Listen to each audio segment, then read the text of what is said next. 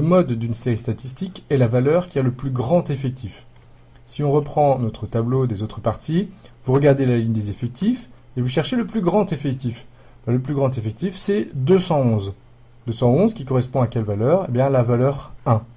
Donc le mode, c'est 1. C'est pas 211, c'est 1. Le mode d'une série statistique, c'est la valeur qui a le plus grand effectif. C'est pas le plus grand effectif.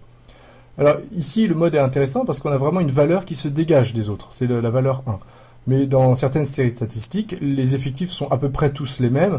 À ce moment-là, le mode n'est pas un paramètre statistique qui sera intéressant. Il est vraiment intéressant quand il y a une valeur qui est largement plus grande que les autres. Alors, deuxième définition que vous connaissez déjà, la médiane d'une série statistique.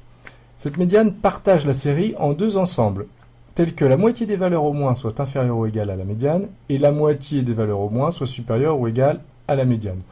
Autrement dit, c'est la valeur centrale, c'est la valeur du milieu de notre série. Alors pour avoir une valeur du milieu, eh bien, il faut que les valeurs soient rangées par ordre croissant. Donc c'est la première chose que vous devrez faire si les valeurs ne sont pas déjà rangées dans l'ordre croissant.